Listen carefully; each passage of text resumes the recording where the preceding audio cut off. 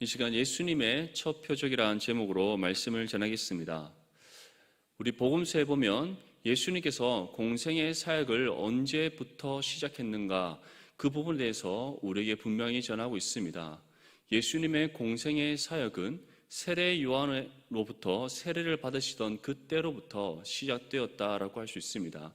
왜냐하면 예수님께서 세례 받으신과 동시에 예수님께서 바로 하나님의 두 번째 위격이신 성자이심을 우리에게 증거해 보이셨기 때문입니다. 예수님께서 세례 요한으로부터 세례 받으시던 그때에 일어났던 상황에 대해서 마태복음은 우리에게 다음과 같이 전합니다. 마태복음 3장 16절에서 17절 말씀에 예수께서 세례를 받으시고 곧 물에서 올라오실새 하늘이 열리고 하나님의 성령이 비둘기같이 내려 자기 위에 임하심을 보시더니 하늘로부터 소리가 있어 말씀하시되 이는 내 사랑하는 아들이요 내 기뻐하는 자라 하시니라. 이 말씀을 보면 예수 그리스도께서 우리의 눈에 보기에는 우리와 같은 육신을 입고 있는 한 사람으로 보일지 모르나 예수님께서 세례를 받으시고 물에서 올라오신과 동시에 예수님께서 가지신 진정한 본성, 곧 참된 하나님 되심을 증거해 보이셨습니다. 그 증거가 어떻게 나타났다고 우리에게 전하고 있습니까?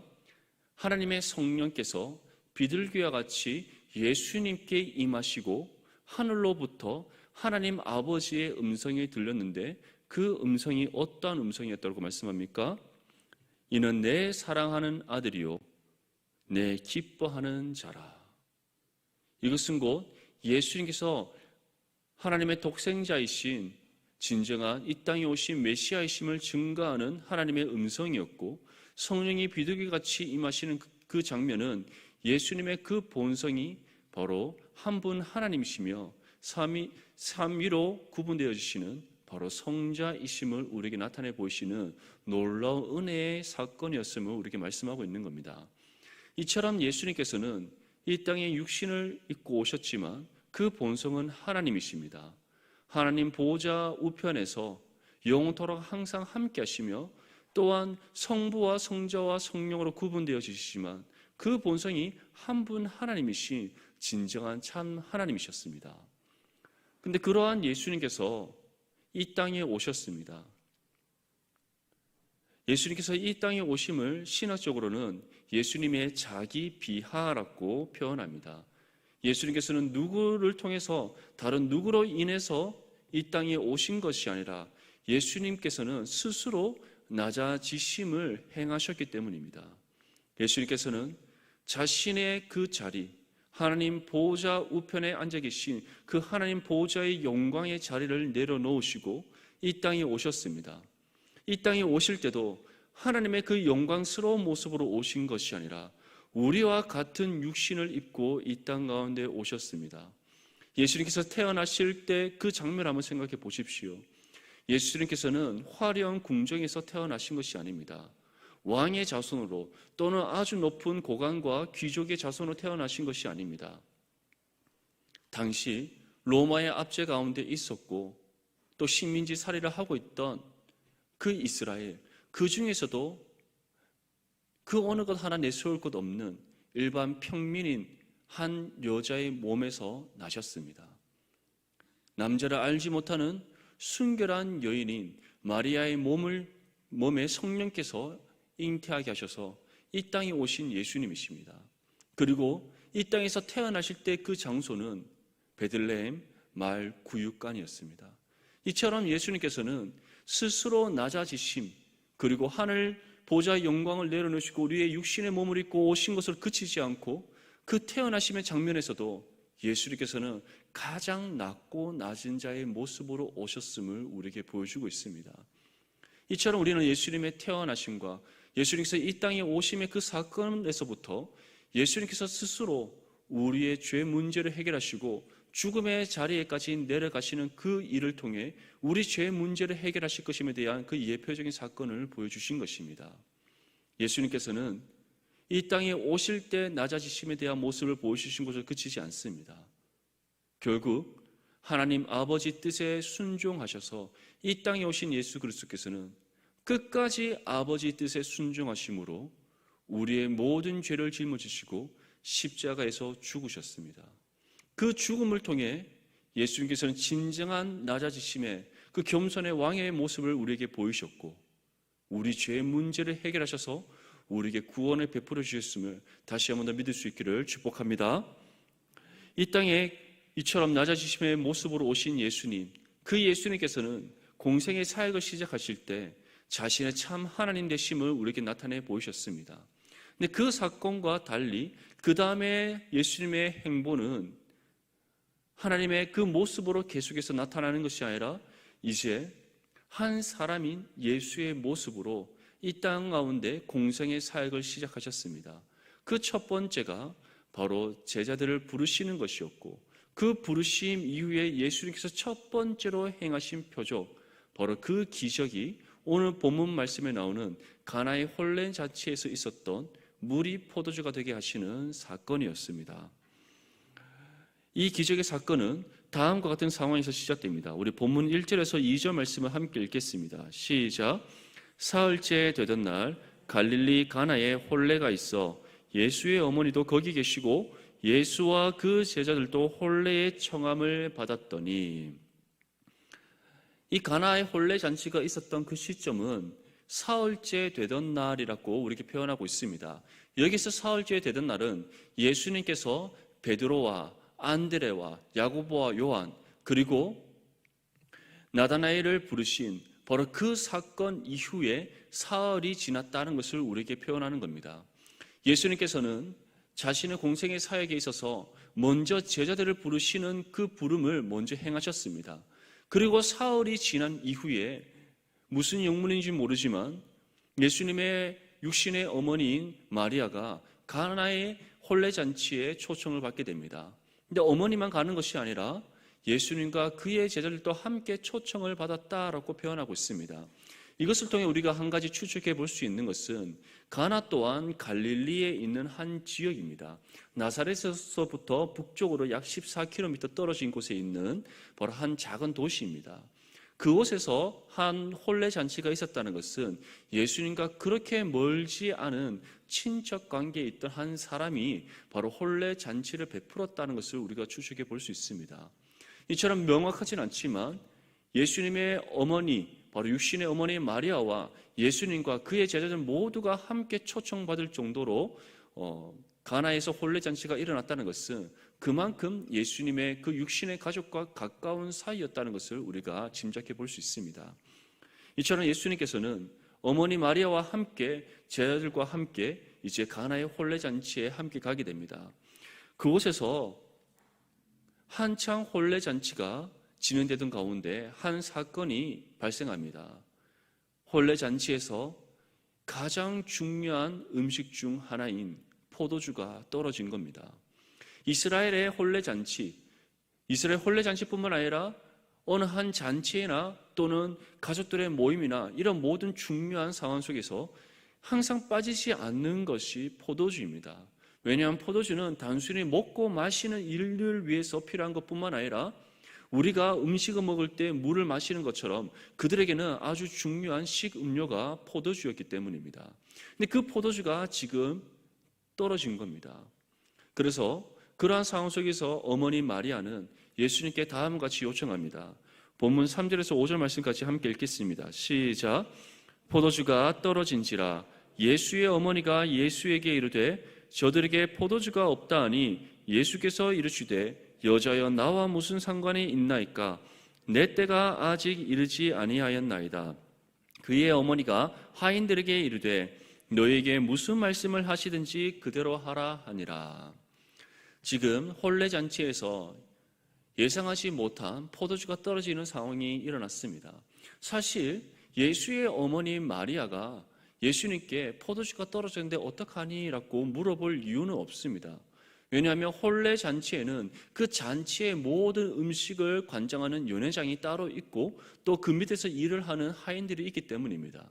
그래서 음식이나 포도주가 떨어졌을 때 연회장이나 또는 하인이나 그 혼례 잔치를 베푸는 주인이 해결할 일이지 손님으로 초청받은 마리아가 이 떨어진 포도주를 어떻게 해야 되는가 걱정하며 예수님께 물을 이유가 없었다는 것이죠. 그런데 마리아는 지금 예수님께 묻습니다. 지금 포도주가 떨어졌나이다. 그랬더니 예수님께서는 무엇이라고 대답합니까? 여자여, 나와 무슨 상관이 있나이까? 예수님께서는 여기에서 어머니라 하지 않으시고 여자여라고 표현합니다. 예수님께서 이처럼 여자여라고 표현한 것은 육신의 어머니 마리아를 하대하는 것이 아닙니다. 예수님의 신성을 드러내실 때, 하나님으로서의 권위를 드러내실 때 예수님께서는 항상 여자여라는 표현을 사용했음을 우리는 성경을 통해 확인할 수 있습니다. 예수님께서 십자가에 못 박혀 있을 때 그 육신의 어머니 마리아와 함께 또 요한이 나왔을 때 그 마리아에게 여자여 라는 표현을 합니다. 이처럼 예수님께서는 자신의 신적인 권위를 드러내실 때 항상 마리아에게 표현했던 그 단어가 여자여라는 것이죠. 이것은 곧 예수님께서 지금 마리아가 어떠한 의미로 예수님께 포도주가 떨어졌나이다라고 지금 도움을 요청하는지 알고 있다는 겁니다. 마리아는 단순히 포도주가 떨어졌는데 빨리 포도주를 구해야 되는데 어떻게 해야 될까 방법을 예수님께 묻는 것이 아니라 예수님의 진정한 도움, 다른 사람이 해결할 수 없는 문제를 예수님만이 해결할 수 있다는 그 믿음과 신뢰 가운데 지금 요청하고 있다는 것, 도움을 요청하고 있다는 사실을 예수님께서는 알고 계셨던 겁니다. 그래서 예수님께서는 여자여, 나와 무슨 상관이 있나이까? 라면서 그 다음에 이어지는 대답이 지금 아직 내 때가 이르지 아니하였다라고 말씀하셨던 겁니다. 여기서 예수님께서 말씀하시는 내 때가 아직 이르지 않았다는 것은 예수님의 그 하나님의 영광을 나타내실 때가 이르지 않았음을 우리에게 뜻하고 있는 겁니다. 예수님께서 자신의 참 하나님 되심의 영광을 나타내는 때는 언제입니까? 예수님께서 십자가의 죽음을 통해 우리의 모든 죄 문제를 해결하시고 또 약속대로 죽음을 이기시고 3일 만에 부활하시는 걸 통해 구속의 사역을 성취하시는 그 순간, 바로 그때가 예수님의 하나님 되심에 대한 영광을 나타내시는 때입니다. 왜냐하면 그때 예수님께서는 진정한 하나님 되심을 나타내심을 바로 하늘로 승천하셔서 하늘 보좌 우편에 앉으시는 그 사건을 통해 우리에게 증명하실 것이기 때문입니다. 이처럼 예수님께서는 아직 하나님의 그 구속의 계획을 성취할 때 그를 통해 하나님의 영광, 예수 그리스도께서 진정한 참 하나님 되심에 대한 영광을 나타낼 때가 이르지 않았기 때문에 나는 아직 이 문제, 즉 예수님의 그 신적인 권위를 나타낼 그 일을 행할 이유가 없다라고 말씀하셨던 겁니다. 그런데 그러한 예수님의 대답에 대해 마리아는 하인들에게 다음과 같이 말합니다. 그의 어머니가 하인들에게 이르되 너에게 무슨 말씀을 하시든지 그대로 하라 하니라. 마리아가 하인들에게 왜 이와 같이 하인들에게 부탁을 합니까? 예수님께서 여자여, 나와 무슨 상관이 있나이까? 아직 내 때가 이르지 않았다라고 예수님께서 말씀하셨지만 마리아는 분명한 믿음의 확신이 있었던 겁니다. 예수님께서 지금 이 상황을 반드시 해결해 주실 거라는 것, 예수님만이 해결하실 수 있을 뿐만 아니라 예수님께서 반드시 해결해 주실 것이라는 그 믿음이 있었던 겁니다. 마리아가 이 믿음을 가질 수 있었던 이유는 무엇입니까? 바로 마리아는 예수님을 잉태하기 전부터 천사로부터 들은 바로 메시지가 있었기 때문이죠. 마리아에게 찾아온 천사는 너에게 한 아이가 잉태될 것인데 그 아이가 바로 하나님의 독생자이시며 이 세상을 구원할 참된 메시아이심을 증거한 대한 예언을 주었습니다. 그리고 마리아는 직접 남자를 알지 못하는 순결한 연이었던 그 마리아는 성령으로 예수님을 잉태하였고 또 예수님을 자신의 몸을 통해 이 땅 가운데 낳게 하시는 바로 그 모든 은혜의 사건을 경험했던 마리아입니다. 예수님을 기르던 그 순간에서도 놀라운 사건을 하나 경험합니다.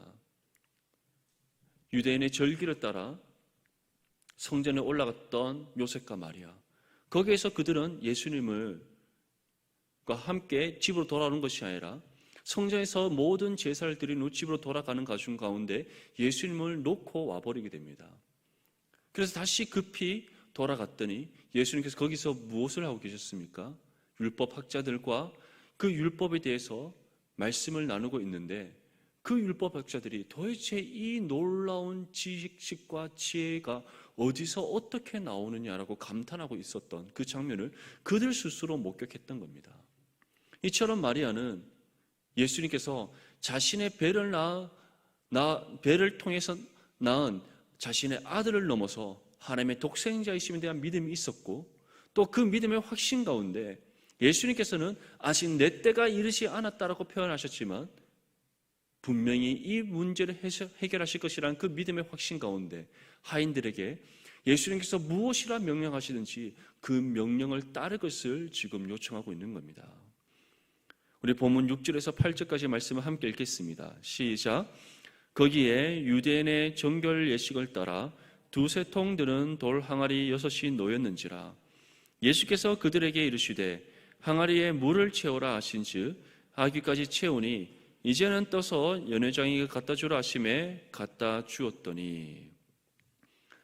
마리아가 물러가고 난 이후에 예수님께서는 하인들을 부릅니다. 그리고 정결 예식을 따라 사용되는 그 항아리 6개가 있는 것을 보시고 거기에 물을 가득 채우라 명령하십니다. 여기에서 정결 예식을 따라 사용되어지는 이 돌 항아리라는 것은 바로 음식을 먹기 전에 사람들이 손을 씻는 물을 담아두는 항아리를 가리킵니다. 유대인의 정결 예식 중에 하나는 음식을 먹거나 또는 먹은 후에 항상 손을 씻도록 되어 있습니다. 손을 씻은 후에 음식을 먹고 또 음식을 다 먹은 후에 다시 손을 씻습니다. 거기에 사용되는 물을 담아두는 것이 바로 그 돌 항아리였던 것입니다. 그 돌 항아리 6개가 놓여 있는 거 보시고 거기에 물을 가득 담으라 하인들에게 명령합니다. 그리고 하인들은 그 항아리의 아귀까지 물을 가득 채웁니다. 6개 항아리에 물이 가득 채워진 것을 보신 후에 예수님께서는 이제 그것을 가져다 주어라 라고 명령하십니다. 여기에서 우리는 중요한 한 가지 의미를 확인할 수 있습니다. 돌 항아리에는 항상 물이 채워져 있는 것이 아닙니다. 음식을 먹을 때 손을 씻기 위해 먼저 돌 항아리에 물을 담아 놓습니다. 그러면 사람들이 음식을 먹기 전에 돌 항아리에 담겨져 있는 그 물에다가 손을 씻고 음식을 먹습니다. 한번 사용되어진 물은 다 버려지고 이제 빈 돌 항아리를 두게 됩니다. 그리고 음식을 다 먹을 때쯤, 식사가 끝날 때쯤에 다시 사람들이 식사를 마치고 손을 씻을 수 있도록 그 돌 항아리에 물을 담아 놓는 겁니다. 근데 지금은 식사를 한창 하던 중이었기 때문에 그 돌 항아리에 모든 물이 비어져 있었던 겁니다. 이것이 우리에게 주는 놀라운 영적인 의미가 있습니다.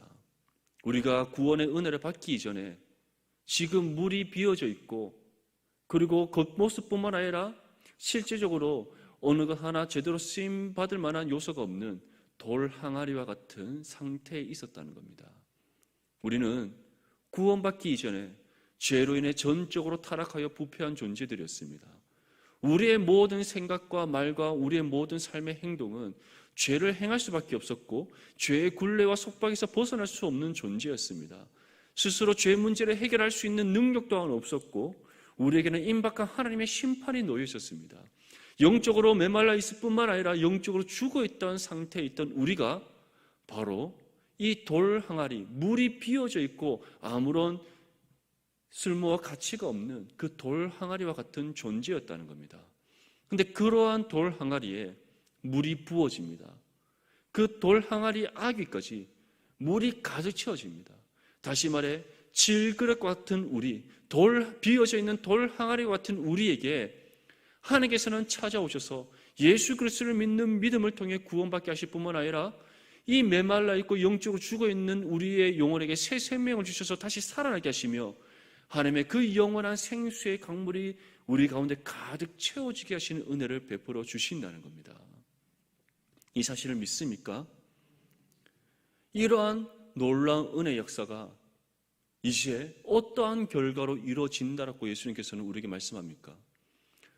아무런 쓸모없는 돌 항아리, 사실 그 돌 항아리는 음식을 먹기 전과 먹은 후에 손 씻을 물을 담는 것 외에는 별다른 용도가 없는 물입니다.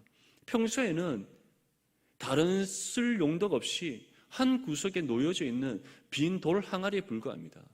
그러한 돌 항아리와 같은 그러한 우리에게 하나님께서는 찾아오셔서 구원의 은혜를 베풀어 주시고 영원한 그 생명의 강물이 흘러 넘치게 하시는 은혜를 베풀어 주셨습니다. 그리고 이제 이 돌 항아리도 마찬가지입니다. 지금까지 비어있던 그 돌 항아리에 예수님께서 물을 부어서 항아리 아기까지 물을 가득 채우게 하셨고, 그것을 이제 갖다 주라 하셨을 때 놀라운 은혜의 역사가 이루어지게 하셨다는 것을 우리는 기억해야 됩니다. 우리의 인생 또한 마찬가지입니다. 단순히 우리가 구원받고 새 생명을 얻으며 우리의 영혼이 다시 살아날 뿐만 아니라 영원한 생수의 강물이 흘러 넘치는 것을 그치게 하시는 것이 아닙니다. 그러한 우리의 삶을 통해 이제 그 영원한 생명의 강물이 세상 가운데 흘러가게 하시는 은혜를 베풀어 주신다는 것, 그러한 생명의 통로로서 쓰임받게 하시는 은혜를 우리에게 주신다는 사실을 우리는 기억해야 될 줄 믿습니다. 이에 대해서 본문 9절에서 10절 말씀에 다음과 같이 우리에게 전합니다. 우리 함께 읽겠습니다. 시작. 연회장은 물로 된 포도주를 맛보고도 어디서 났는지 알지 못하되 물떠온 하인들은 알더라. 연회장이 신랑을 불러 말하되 사람마다 먼저 좋은 포도주를 내고 취한 후에 낮은 것을 내거늘 그대는 지금까지 좋은 포도주를 두었도다 하니라. 예수님께서는 이 6돌 항아리에 물이 가득 채워주신 것을 본 이후에 이제 하인들에게 이제는 떠서 연회장에게 갖다 주라 명령하셨습니다.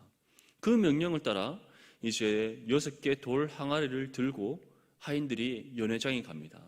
연회장은 지금 이 혼례잔치에 그 모든 음식을 관장하여 맡아서 담당하는 그 장을 가리킵니다. 그 연회장에게 이 물을 갖다 주라고 한 이유는 그가 맛을 보고 난 후에 이것을 이제 사람들에게 갖다 주어도 되겠다 확인시켜주면 이제 하인들이 그것을 연회가 베풀어지고 있는 그 혼례잔치에 갖다 주게 됩니다. 그래서 그 확인 작업을 위해 연회장에게 갖다 주어라라고 명령하셨던 겁니다. 근데 지금 돌 항아리에는 포도주가 담겨져 있습니까? 아니면 일반 물이 담겨져 있습니까? 일반 물에 불과한 그 돌 항아리입니다. 돌 항아리에 담겨져 있는 물은 포도주로 숙성된 것이 아니라 우리가 일반 식수로 먹는 또는 손을 씻는 것에 사용되는 일반 물에 불과합니다. 그런데 그 물을 연회장이 잔에 따라서 마셨더니 그 다음에 표현이 어떻게 우리에게 전달되고 있습니까? 연회장은 물로 된 포도주를 맛보고도 어디서 났는지 알지 못하되 연회장이 신랑을 불러 말하되 사람마다 먼저 좋은 포도주를 내고 취한 후에 낮은 것을 내거늘 그들은 지금까지 좋은 포도주를 두었도다 하니라. 연회장은 물로 된 포도주를 마셨는데 이것이 어디로부터 왔는지 알지 못합니다. 그리고 이 포도주의 맛을 본 이후에 연회장의 표현은 다시 말해 이것은 가장 최고급의 포도주다. 도대체 이 좋은 포도주를 어디에 두었다가 이제 가지고 왔느냐라고 그 주인에게 반문하고 있는 겁니다. 사실 이스라엘의 잔치에는 포도주를 내는 순서가 있습니다. 가장 좋은 포도주를 맨 먼저 냅니다. 왜냐하면 사람들에게 지금 우리가 베푸는 이 잔치가 정말 여러분들을 위해 성심성의껏 지금 준비한 잔치라는 것을 확인시키기 위해 최고급, 그 집에 가지고 있는 최상품의 포도주를 가장 먼저 냅니다. 그 포도주를 먹으면서 사람들이 조금씩 취하게 되면 맛의 미각이 둔감해지기 시작합니다. 그러면 그 뒤로부터 이제 품질이 낮은 포도주를 내는 것, 그것이 바로 이스라엘의 잔치에 포도주를 내는 전통이었습니다. 그렇다면 지금 이 잔치에 가장 먼저 사람들에게 주었던 포도주는 어떤 포도주겠습니까? 지금 이 혼례 잔치를 준비한 그 주인이 가진 가장 최상품의 포도주를 내었던 것이죠. 그런데 연회장이 무엇이라고 말합니까? 왜 이제서야 이 좋은 포도주를 내느냐? 그것은 곧 분명 이전에 그들이 맛본 포도주가 이 집이 가진 가장 최상품의 포도주임을 알고 있음에도 불구하고 그것과 비교할 수 없을 정도로 가장 최고급의 포도주가 지금 연회장 눈앞에 놓여 있다는 것을 말하고 있는 겁니다. 단지 돌 항아리에는 물을 담았을 뿐입니다.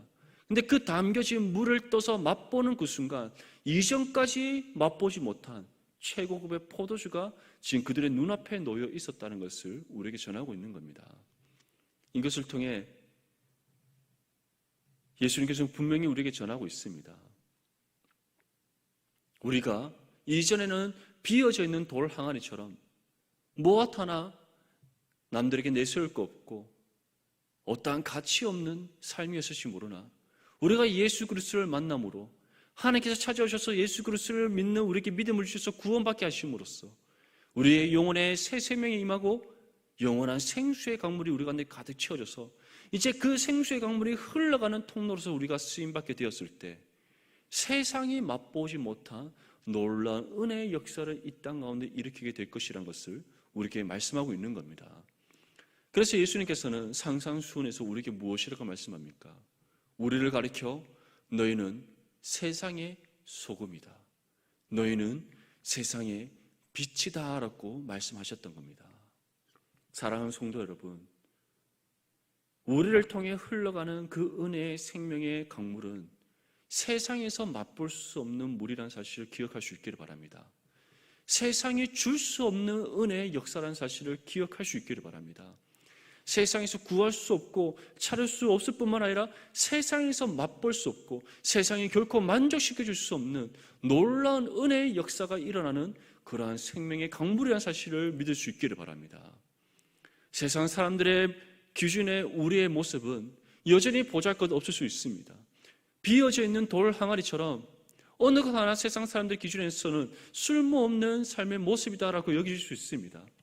하지만 하나님 편에는 항아리 아기까지 가득 채워져 있는 영원한 생명의 물이 가득 채워져 있는 돌 항아리이며 그러한 우리를 통해 생명의 강물이 흘러갈 때 세상의 소금으로서 세상을 변화시키고 세상의 빛으로서 세상의 어둠을 물리치는 놀라운 은혜의 역사의 도구로 쓰임받는다는 사실을 기억할 수 있기를 바랍니다. 사랑하는 성도 여러분, 예수님께서는 우리에게 분명히 말씀합니다. 우리의 빈 항아리에 물을 채우시는 분이 예수님이실 뿐만 아니라 우리에게 채워진 그 물이 떠서 사람들에게 베풀어졌을 때 세상에서 찾을 수 없고 구할 수 없고 맛볼 수 없는 가장 귀한 포도주가 되게 하신다는 것, 그 사실을 온전히 믿고 우리에게 주어진 신앙의 삶을 경주해 나가는 저와 여러분들의 삶이 될 수 있기를 축복합니다. 예수님께서 행하신 이 첫 기적을 본 제자들은 제자들에 대해 다음과 같이 우리에게 말씀합니다. 우리 본문 11절 말씀 함께 읽겠습니다. 시작. 예수께서 이 첫 표적을 갈릴리 가나에서 행하여 그의 영광을 나타내심에 제자들이 그를 믿으니라. 예수님께서는 이 첫 기적, 이 첫 표적을 통해 예수님께서 진정한 참 하나님 되심을 증거하셨습니다. 그리고 그러한 놀라운 예수님의 능력을 본 이후에 제자들의 반응은 무엇입니까? 예수님을 믿었더라. 예수님의 무엇을 믿었다는 것입니까?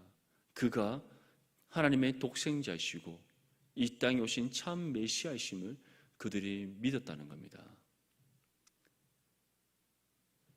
더 중요한 것은 우리에게는 이미 예수 그리스도께서 우리의 구원자 되심에 대한 믿음이 주어져 있다는 겁니다. 그 믿음을 통해 우리는 구원받았으며 새로운 생명이 우리 영혼 가운데 주어짐으로써 다시 살아난 존재, 새롭게 거듭난 존재가 되었다는 사실입니다. 그리고 그러한 우리의 심령에 성령께서 임하셔서 더 이상 우리의 영혼이 메마르지 않게 하시고 날마다 그 성령의 생수의 강물이 흘러 넘치게 하신다는 사실을 믿고 기억할 수 있기를 바랍니다. 이제 그러한 우리에게 예수님께서는 우리에게 채워져 있는 그 영원한 생명의 물을 세상에 속한 사람들에게 갖다 줄 것을, 그 물을 퍼서 그들에게 먹여줄 것을 우리에게 요청하고 계십니다. 이에 대해서 예수님께서는 더욱더 구체적으로 다음과 같이 우리에게 말씀합니다. 마태복음 28장 18절에서 20절 말씀에 예수께서 나와 말씀하여 이르시되 하늘과 땅의 모든 권세를 내게 주셨으니 그러므로 너희는 가서 모든 민족을 제자로 삼아 아버지와 아들과 성령의 이름으로 세례를 베풀고 내가 너희에게 분부한 모든 것을 가르쳐 지키게 하라. 볼지어라 내가 세상 끝날까지 너희와 항상 함께 있으리라 하시니라. 아멘. 예수님께서는 우리 안에 채워져 있는 그 영원한 생명의 물을 이제는 떠서 갖다 주라 명령하시면서 구체적으로 우리가 어떻게 그 물을 사람들에게 나누고 베풀어야 될지 말씀하고 있습니다. 모든 민족을 제자로 삼아 아버지와 아들과 성령의 이름으로 세례를 베풀고 내가 너에게 분부한 모든 것을 가르쳐 지키게 하라. 다시 말해 우리가 먼저 예수 그리스도의 제자된 하나님의 자녀로서 이제 세상 가운데 나아가 우리에게 부어져 있는 그 생명의 물을 그들에게 갖다 줌으로써 한 생명을 주님의 품으로 돌아오게 하는 제자 삼는 바로 그러한 영혼 구원의 사역을 감당할 것을 우리에게 말씀하고 있습니다.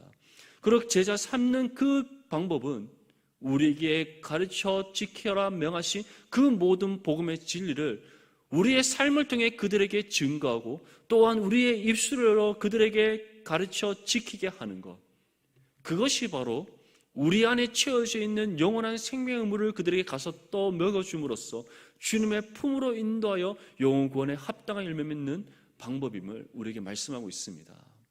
사랑하는 성도 여러분, 이제 우리 안에 영원한 생명의 물이 가득 채워진 것을 그치지 말고 그 물을 갖다 떠서 주라는 그 주님의 명령에 믿음으로 순종할 수 있기를 바랍니다. 그리고 예수님께서 우리에게 분부한 모든 것을 다 가르쳐 지키게 하라 명령하신 그 명령에 순종하여서 우리 주변에 여전히 하나님을 알지 못한 채 살아가고 있는 그 사람들에게 그리스도의 복음의 진리를 전하고 또 그들의 주님의 품으로 인도하여 영혼군에 합당한 열매 맺는 믿음의 삶, 이를 통해 하나님 나라와 의를 이루는 저와 여러분들의 삶이 될 수 있기를 주님의 이름으로 축복합니다.